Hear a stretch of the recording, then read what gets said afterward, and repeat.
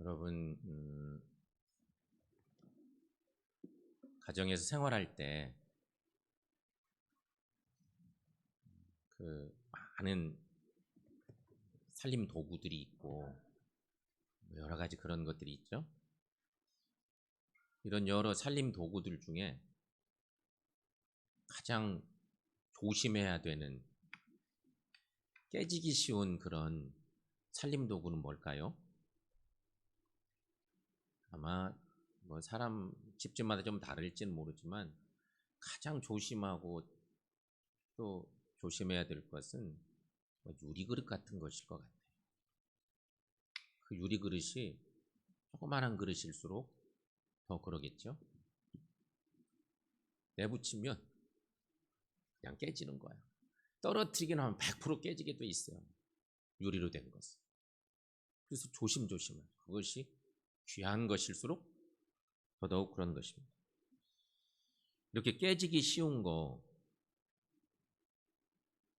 그것은 아마 질그릇도 마찬가지일 것입니다. 조금 정도의 차이만 있지 질그릇도 마찬가지일 거예요. 그런데 질그릇은요, 우리 인생과 비슷한 특징을 가지고 있습니다.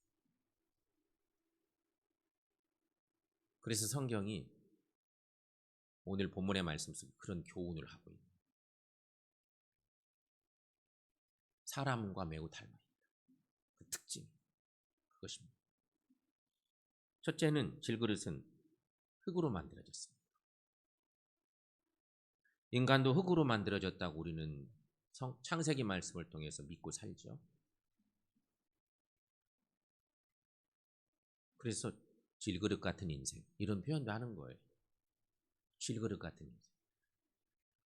또 하나, 깨지기 쉽습니다.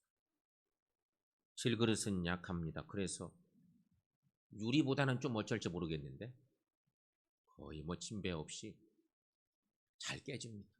특별히 질그릇은 더더욱 그런 거죠. 인간도 흙으로 만들어져서 질그릇 깨지듯 깨지면 상처받기 쉽습니다. 예수님께서는 인간의 연약함을 말씀하실 때 마태복음 26장 41절 말씀에서 주님 이런 말씀을 제자들에게 하셨어요. 시험에 들지 않게 깨어 기도하라. 마음에는 원이로되 육신이 약하다. 그 유명한 말씀으로 우리 인간의 약함을 이렇게 알려주시기도 했습니다. 질그릇은 인간과 매우 비슷하다 그랬는데 셋째는 가치가 없습니다. 간혹 특별한 작가의 질그릇은 비쌀 수도 있지만 다른 그릇들에 비하면 가치가 별로 없습니다. 값이 별로 안 나가는 거죠. 하나님께서 인간을 처음 창조하셨을 때는 인간은 영생할 수 있는 존재로 만들어졌고 세상을 다스리는 고귀한 권세도 있었습니다. 인간에게 아담과 하와에게 하나님이 그런 권한을 주셨었죠. 그러나 범죄한 이후에는 엉겅퀴와 가시덤불을 해치는 수고를 해야 양식을 구할 수 있게 되었고 결국 흙으로 돌아갈 죽음의 존재가 되었습니다. 인간이 그래서 죄 지은 이후에는 정말 가치 없는 존재였어요. 무슨 권한을 가진 것도 아니고요. 그런 존재였습니다. 그래서 성경에 이런 표현의 말씀이 있습니다. 욥기 25장에는 구더기 같은 사람, 벌레 같은 인생이라. 욥기에 그런 표현의 말씀이 있어요. 야고보서 말씀에는 너희의 생명이 무엇이냐 너희는 잠깐 보이다가 없어지는 한견이라. 참 인생 허무하네 뭐 이렇게 생각하게끔 인간이 그런 존재라는 것입니다. 인간은 질그릇과 유사합니다. 질그릇은 흙으로 만들어졌습니다. 그래서 깨지기 쉽습니다. 그래서 별로 가치도 없습니다. 질그릇 자체만 놓고 보면 이런 존재입니다. 그런데 우리가 질그릇 같은 존재라는 거죠. 질그릇 인생. 근데 여러분 신앙생활 할 때 우리의 존재가 어떤 것인지 늘 생각할 때 이거 기억해야 돼요. 이 자체를. 잘못하면 여기서 조금 잘못되면 하나님 없이도 내가 뭐 이런 생각들을 자꾸 하게 되면서 교만병에 빠지는 건데요. 하지만 여러분 이렇게 별로 가치도 없고 꼭 깨지기 쉬운 질그릇 같은 존재인데 하지만 이 질그릇에 무엇이 담겨 있느냐에 따라 가치가 달라집니다. 그거 얘기하고 싶은 거예요. 여기 가치라고 하는 것은 그릇의 재질이나 모양보다 그 속에 담긴 내용으로 정해지는 것입니다.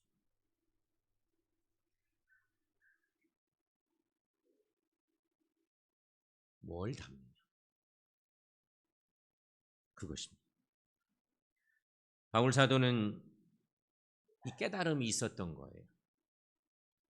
바울 사도는 자신을 질그릇에 비유했습니다. 그래서 오늘 본문의 말씀에 유명한 말씀이 있는 거예요. 우리가 이 보배를 질그릇에 가졌으니. 이거 보세요. 이런 놀라운 말씀들을 고백하고 있는 거예요. 우리가 이 보배를 질그릇에 가졌어요. 여기서 질그릇은 흙으로 만든 그릇의 통칭적 의미입니다. 그런데 인간이란 그런 존재라는 거예요. 보배를 담기 위해 흙으로 빚은 하나님의 그릇이란 말입니다. 보배는요, 복음을 얘기합니다. 아니, 예수 그리스도를 얘기하는 것입니다. 볼품없고 가치 없는 질그릇 안에 보배가 담겨졌습니다.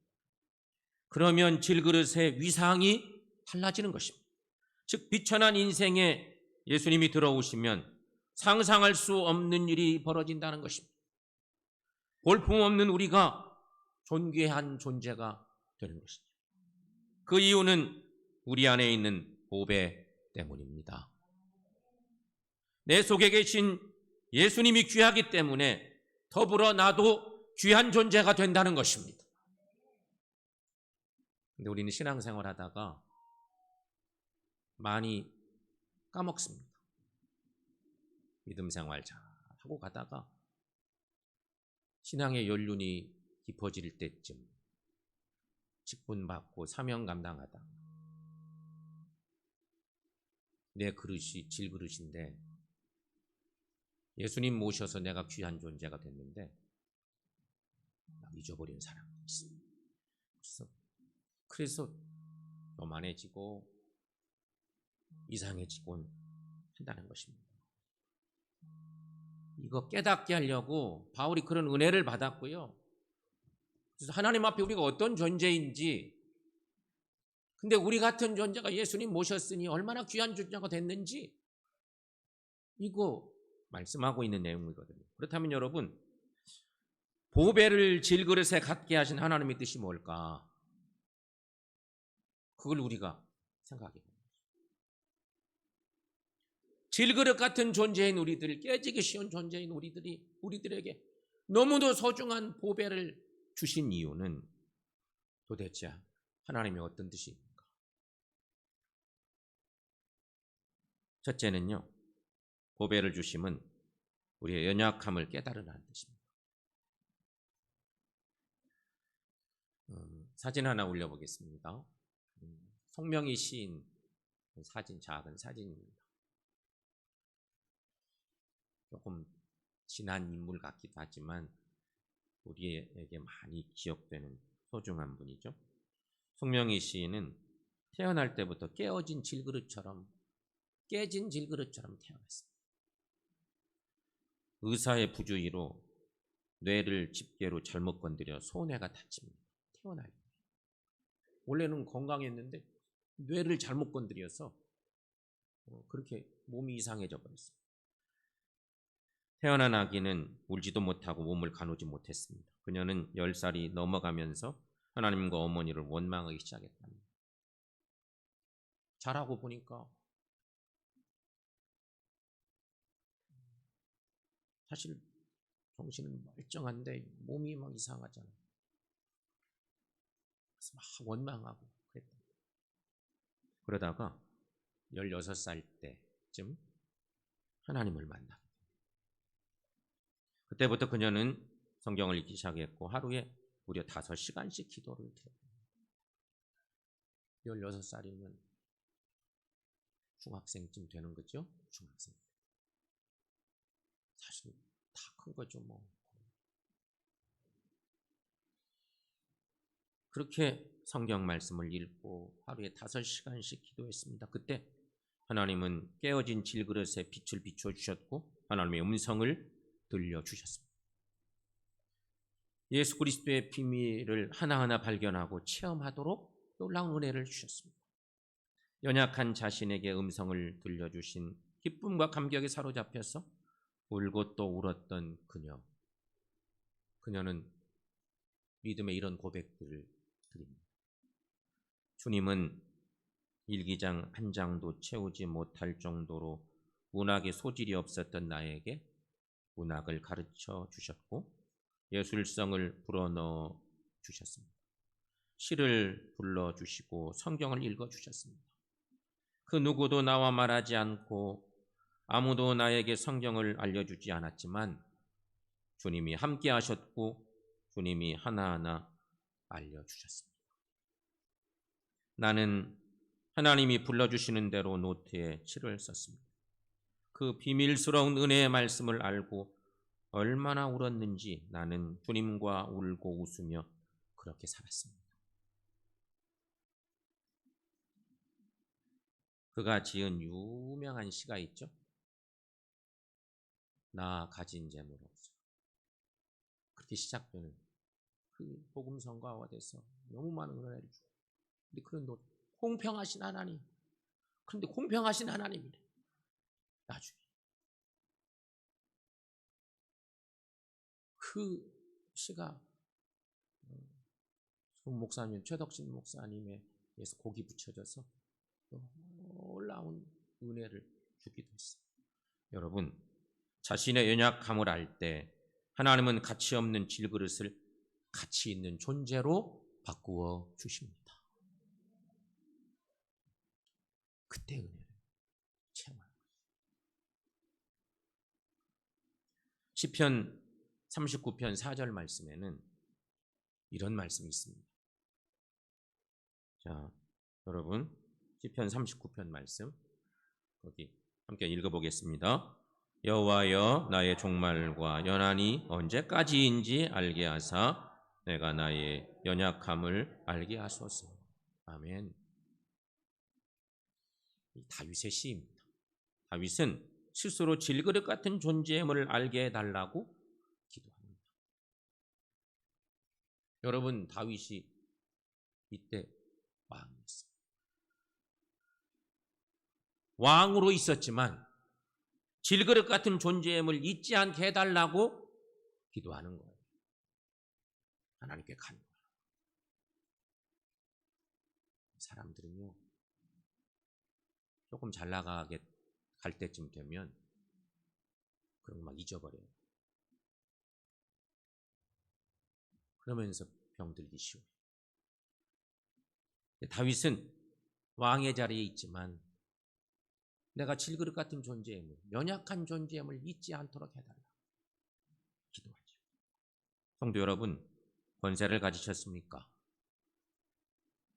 질그릇 같은 모습을 알지 못하면 아무것도 아닙니다.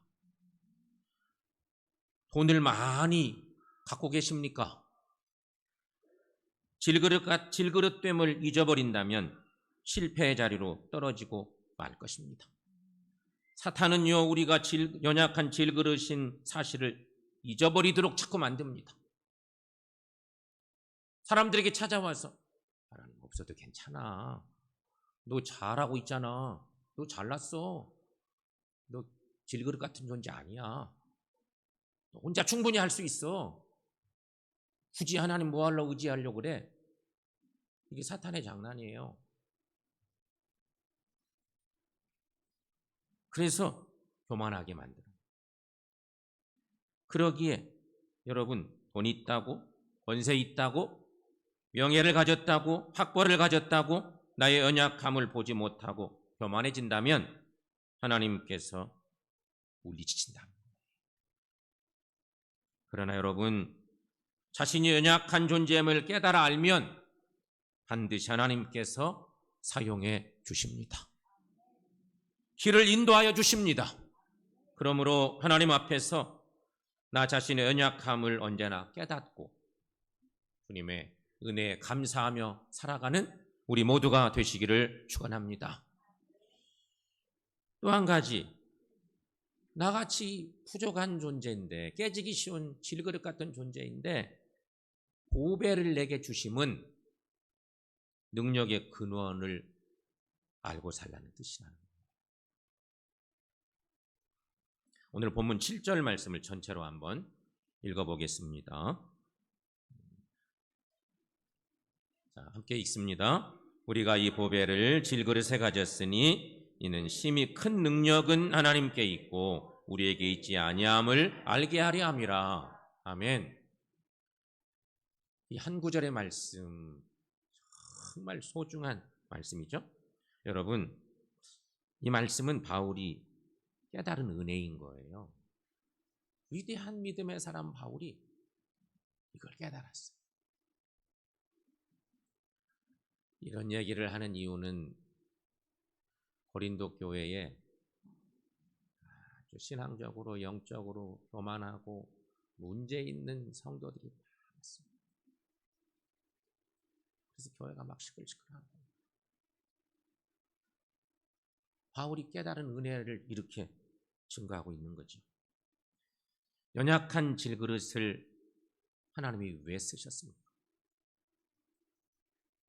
내가 약할수록 하나님의 능력이 나타나기 때문인 것입니다.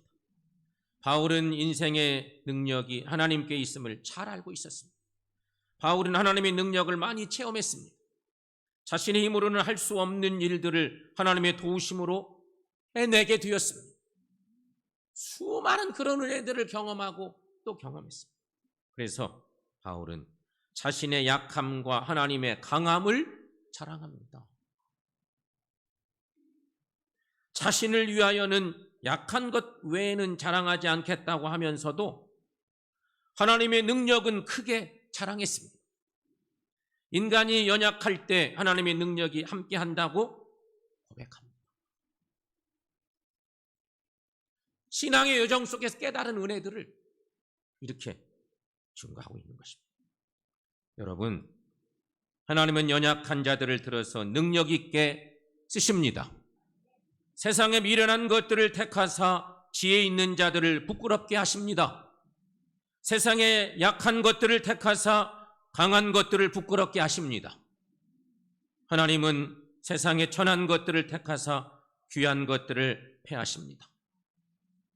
보배이신 주님께서 내 속에서 역사하시면 나는 쓰임받을 수 있습니다. 그러므로 여러분, 우리 자신을 절대 과소평가하지 마십시오. 가문이 약하고 배움이 부족하다고 가진 것이 없다고 의기소침하지 마십시오. 낙심하지도 마십시오. 성도 여러분, 오직 하나님께서 능력의 근원이십니다. 믿음의 고백 속에 중요한 것은 바로 이런 거예요. 나는 부족하지만 그리스도를 모십니다. 주님의 은혜 안에 거하면 능력의 삶을 살 수 있다. 그런 가르침인 것입니다. 오직 하나님께서 능력의 근원 되십니다. 세 번째, 우리가 같이 깨지기 쉬운 질그릇 같은 존재에 보배를 주심은 하나님을 의지하고 살라고 하는 그런 뜻입니다. 또 하나 사진 올려볼래요? 사진 하나 올려봅시다. 세계 장애인 선수권 대회 수영 금메달리스트를 만든 김진호 선수 어머니 유현경 집사입니다. 옆에 있는 꼭 친구 같기도 한데 그 엄마입니다. 엄마의 간증, 유현경 집사의 간증 얘기인데요. 저는 아들이 자폐아라는 것을 알게 되었을 때 너무나 절망했습니다. 자식과 동반 자살할 것인가? 아니면 교회를 나갈 것인가? 고민하다가 교회 나가보기로 작정했다는 것입니다. 얼마나 충격이었을까? 잘생긴 아들이 자폐아가 있어요. 같이 죽을까? 하다가 교회 나가기로 작정했습니다. 결단을 한 것입니다. 하나님을 의지하며 주야로 부르짖습니다. 하나님, 자폐아된 진호를 고쳐주십시오. 무려 4년 동안 기도합니다. 하나님의 능력이면 충분하지 믿고 신앙도 커가면서 4년 동안 기도했습니다. 그런데 고침을 받지 못했습니다.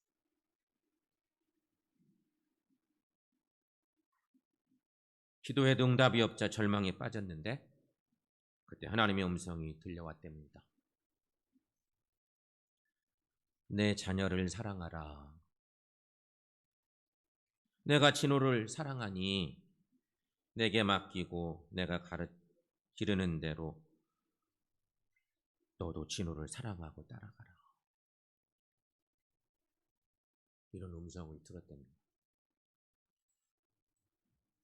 하나님이 사랑하는 아들을 사랑한다. 이끌어 가신다. 너도 그렇게 하라. 그 후에 수원에 있는 장애인 학교에 입학을 아이를 시켰습니다. 학교에서 공부를 하면서 수영을 시작하게 됐는데 결국 잘 수영을 배워서 세계 장애인 올림픽에서 금메달을 따게 되는 놀라운 일들을 이루죠. 그래서 상당히 유명해지기도 했지 않습니까? 하나님을 알지 못했을 때는 절망했지만 하나님을 의지하며 음성을 듣고 나서는 낙심하지 않았습니다. 세상을 살아가면서 답답한 일을 만나는 일이 많죠. 그러나 답답한 일을 만나더라도 십자가를 붙잡으며 하나님을 의지하는 삶, 그것이 믿음의 사람의 삶인 것입니다. 나를 위하여 고난당하신 주님의 죽으심을 짊어지고 믿음으로 살아가는 삶, 그것이 이 시대 성도의 삶이라는 것입니다. 오늘 본문의 고린도서 오늘 4장 8절 9절 말씀에 이런 말씀이 있습니다. 여러분 함께 읽습니다. 우리가 사방으로 우겨싸움을 당하여도 쌓이지 아니하며 답답한 일을 당하여도 낙심하지 아니하며 박해를 받아도 버림받지 아니하며 거꾸러뜨림을 당하여도 망하지 아니하고. 아멘. 여러분, 우리는 질그릇과 같은 인생이지만 보배이신 예수님을 닮게 되니 하나님을 의지함으로 강한 자가 된다고 하는 그런 말씀인 것입니다. 세상이 감당하지 못할 강한 믿음의 사람이 된다고 하는 그런 말씀입니다. 마귀가 아무리 공격해도 넘어지지 않게 된다고 하는 것입니다. 그러므로 여러분, 하나님 앞에서 우리가 믿음으로 사는 동안 하나님 앞에서 적어도 이 한 가지만은 늘 구하고 살 수 있어야 될 것이 있습니다. 여러 가지 많은 삶의 자리에서 큰 일들을 경험하지만 하나님 앞에서 한 가지만은 구해야 되는데 그것이 하나님과의 관계예요. 신앙인들이 병드는 이유는요, 하나님과의 관계가 틀어질 때,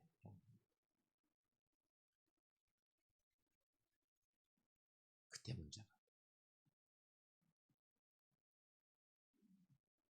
그때 은혜도 까먹고 나도 모르게 교만해지기 쉽고 그런 거예요. 그래서 여러분, 하나님 앞에서 절대 잊어버려야 말아야 될 한 가지 구해야 될 중요한 간구는 하나님과의 관계. 관계가 회복될 때 능력도 회복되기 때문인 것입니다. 하나님과의 능력이 내 능력이 되어서 세상을 이기는 믿음의 소유자가 될 수 있다는 것이죠. 히브리서 11장 말씀 뒷부분에 가보면 그런 얘기가 막 소개되죠. 믿음으로 살던 위대한 사람들, 그 믿음이 얼마나 위대한지 세상도 감당할 수 없다고. 그 많은 믿음의 사람들은요, 하나님과의 관계가 건강한 사람들에게 임한 놀라운 역사들이었어요. 사랑하는 여러분, 말씀을 마칠 쯤에 그렇다면 여러분, 인생의 가치를 올리는 방법은 뭘까를 한번 생각해 보십시오. 인생의 가치를 올릴 수 있는 방법입니다. 돈 많이 벌면 인생에 가치 있을까요? 재산을 많이 모아놓으면 내 인생이 가치 있어지나? 국가 공인 자격증을 막 몇십 개 막 따는 거예요. 라이센스 있는 그 자격증들을 막 따놔. 50개 막 100개씩 따놨어. 대단하죠, 그럼. 그럼 내가 가치 있는 사람이 될까?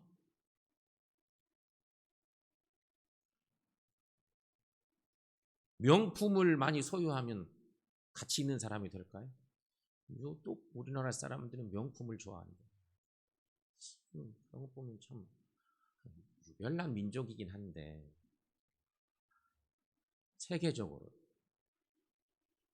핸드백 하나가 1,000만 원도 가고 훨씬 그 이상도 가고 딱 들면 이 백 때문에 내가 가치가 높아지나? 사람들이 한정판인데 막 이러면서 야, 저거 세상에 5개밖에 없다는데.